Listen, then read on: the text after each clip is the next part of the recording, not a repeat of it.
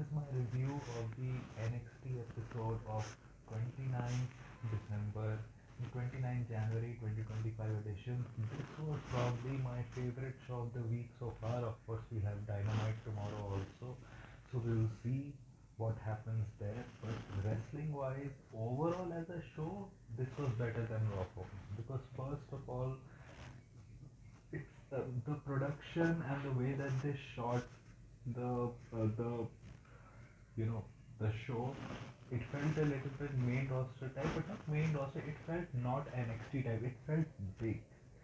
The way the crowd was set up, it was very close. You would feel like they're in like 100 people type arena, but it is actually 772 people arena, and it was sold out. Maybe it was not, or I don't know. And just the way that it was spaced perfectly.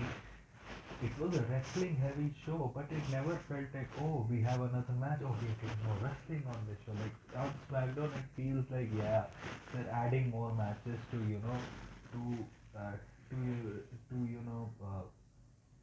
fill up time. But here it didn't feel like that. Stories progressed.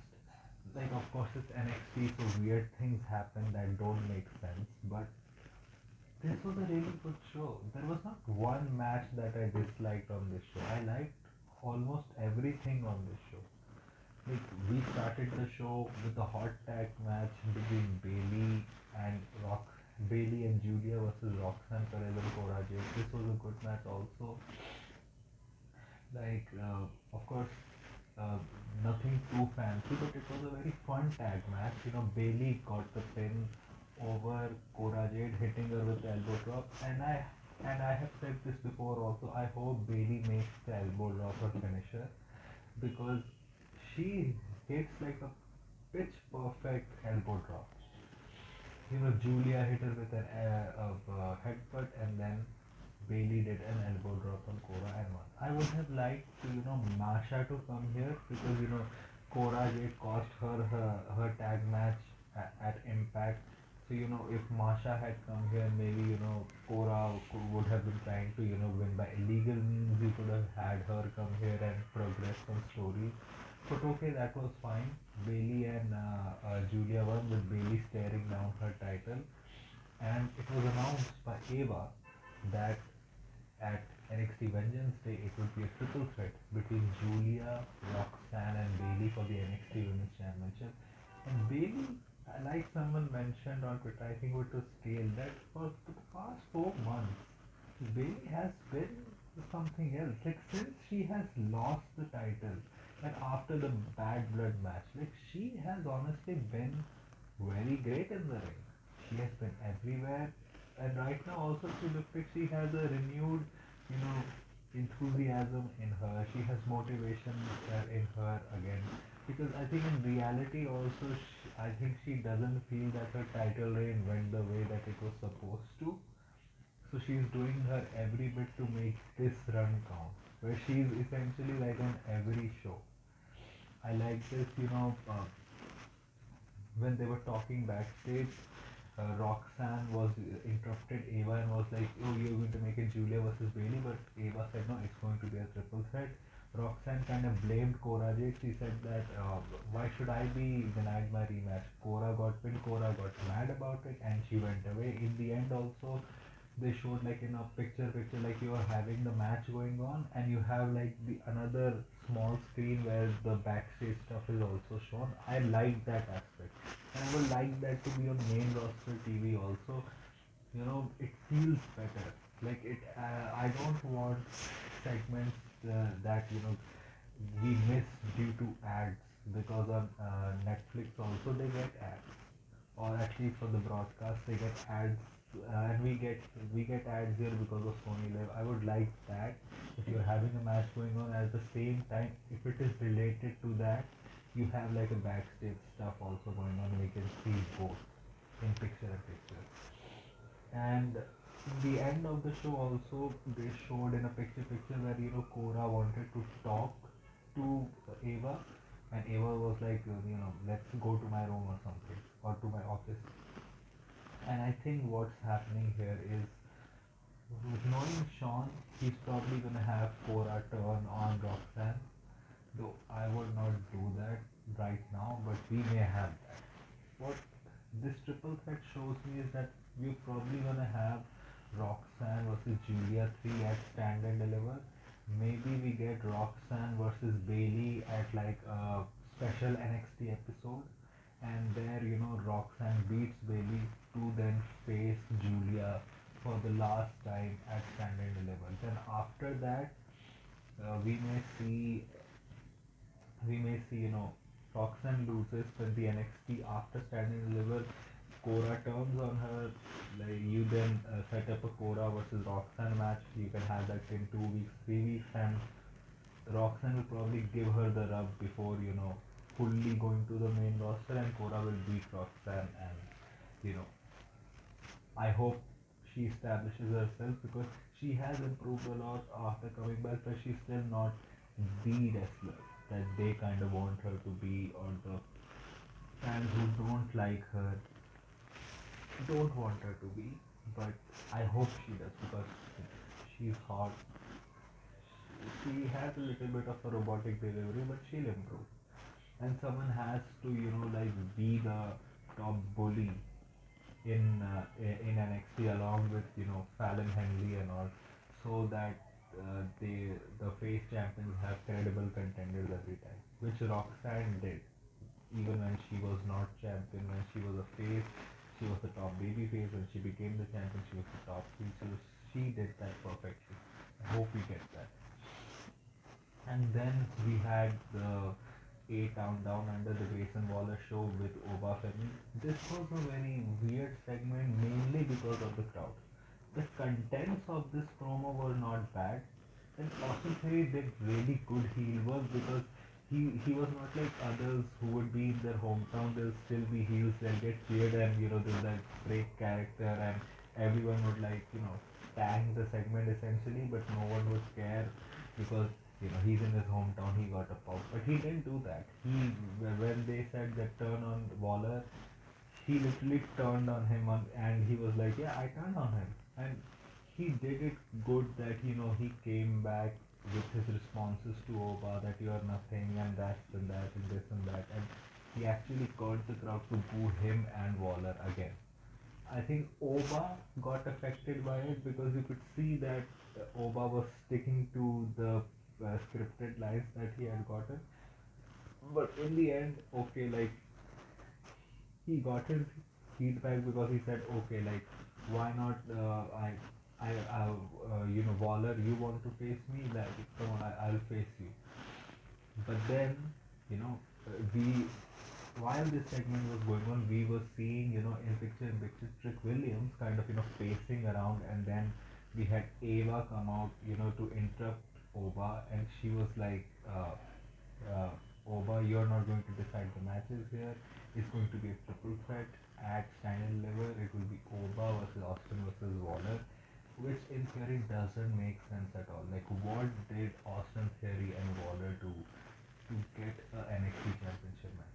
I don't mind Austin Theory and Waller being on NXT because they clearly have nothing to do on Raw.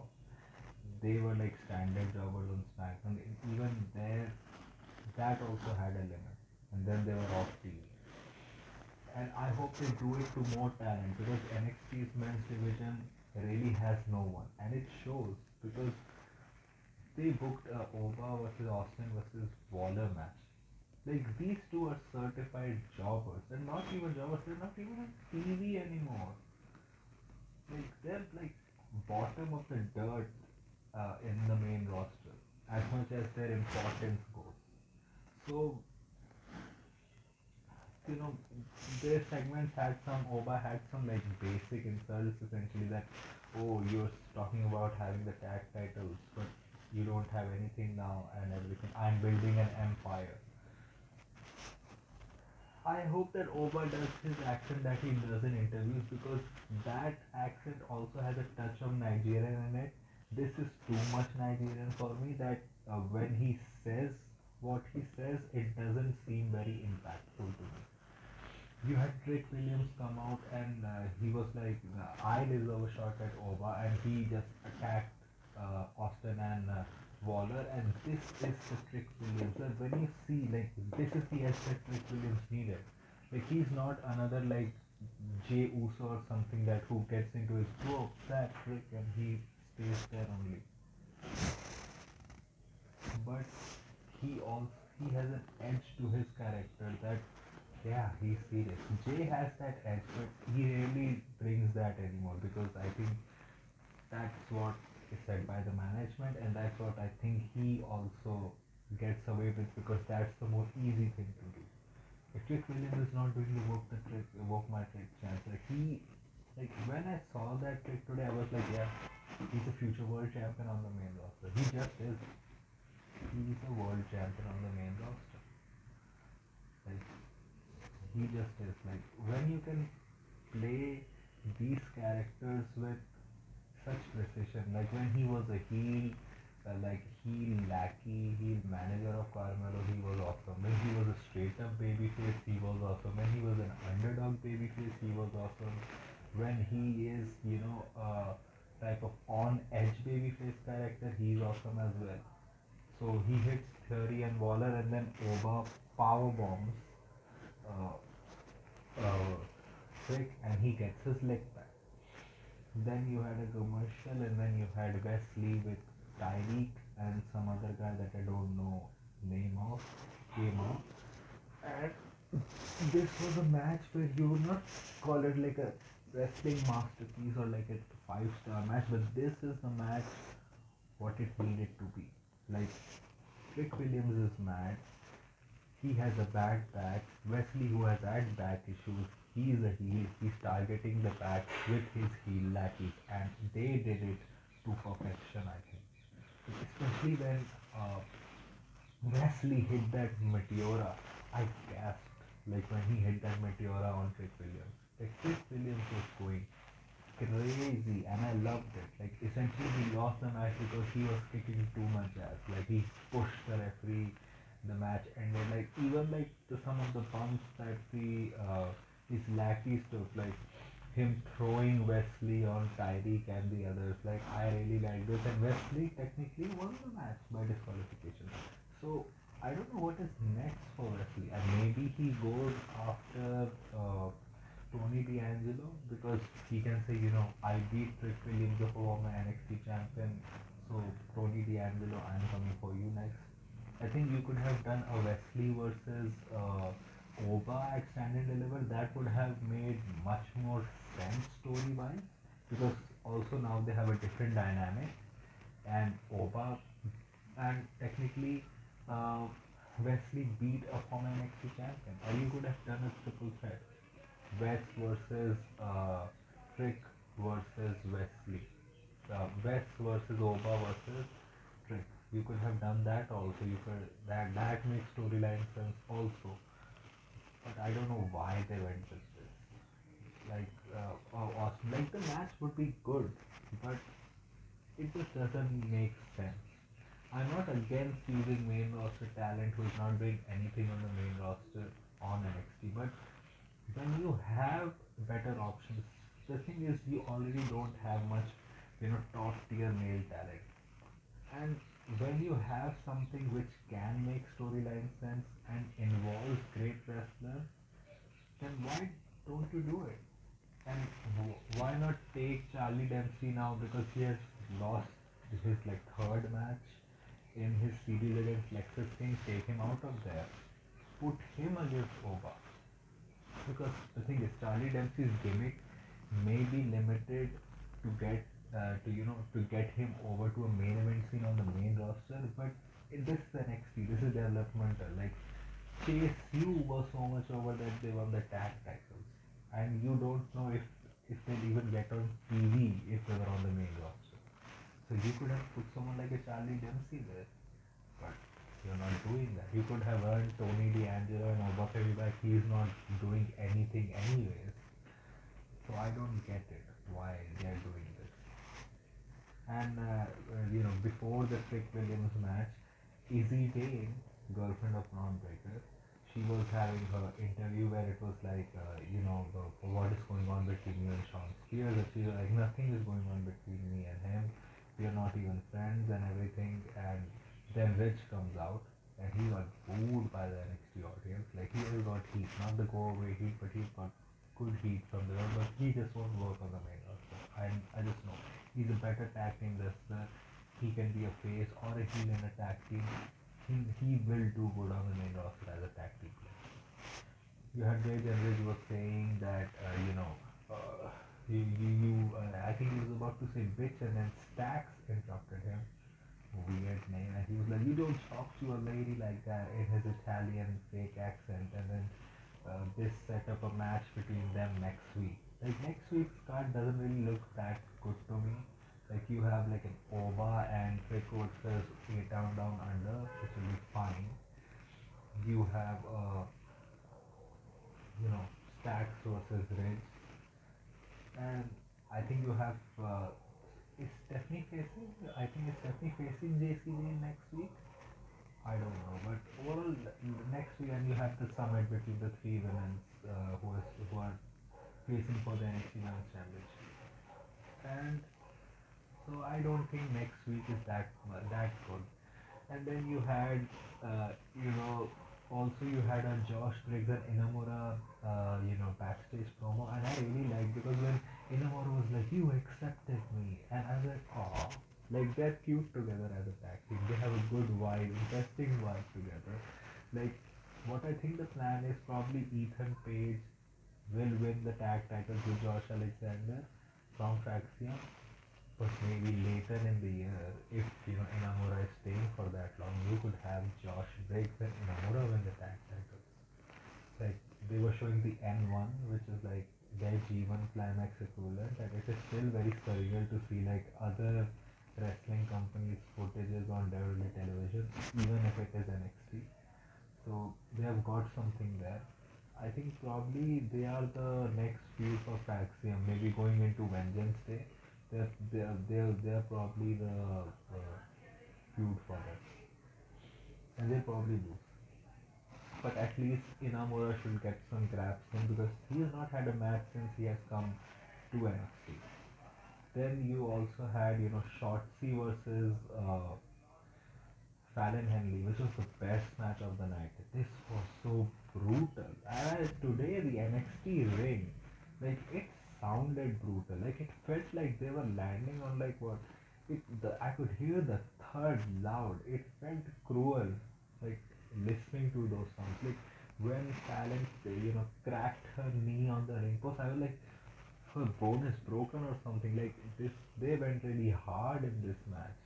Like in the end, like Shotzi has probably had her two best matches of her career, like since she has come back to NXT. And I think it will not be far when she'll probably, when the draft happens after Mania, she'll get called up because you know that they have always looked at her on a higher level because you could say anything, but they gave her that chance to do a promo with a Charlotte and Becky in the ring. So they see her as someone that they're investing in to be a bigger star than she is.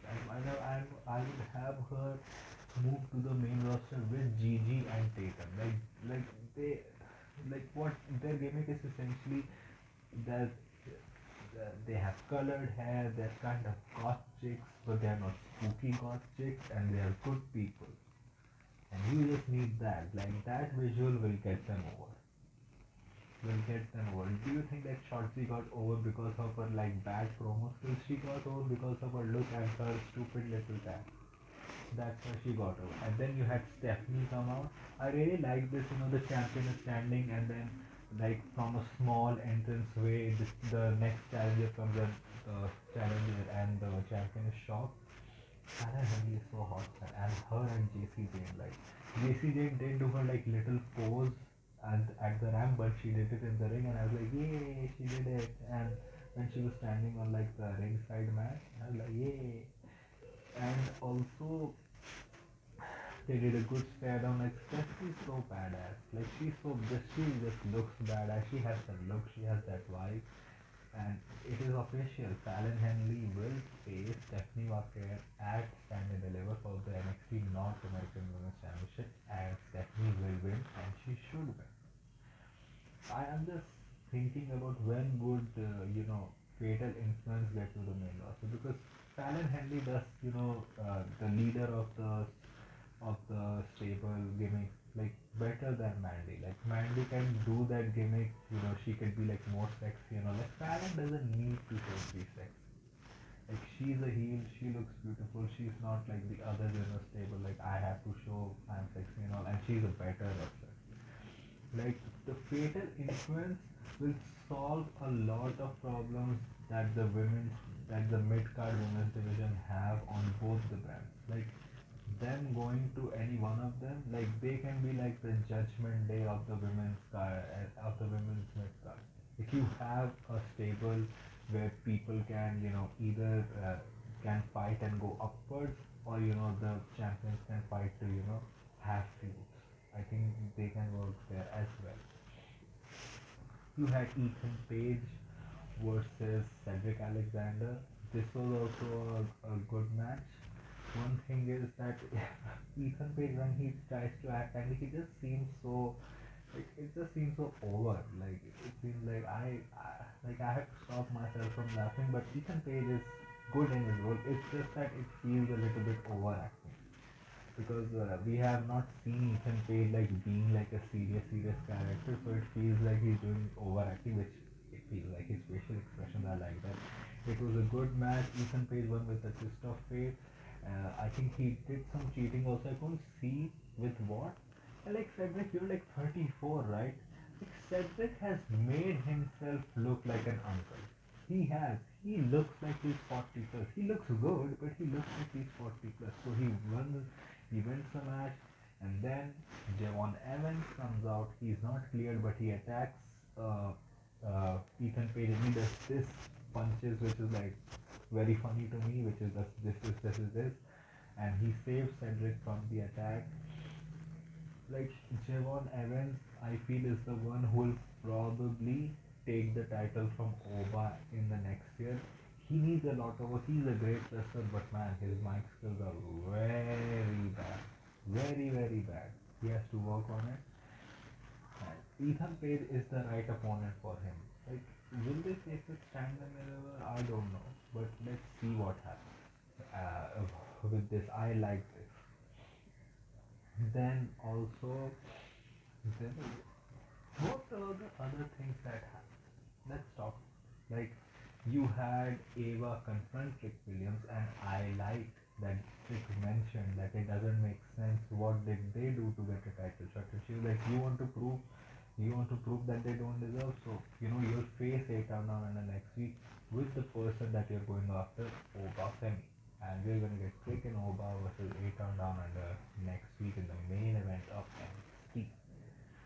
So that was good.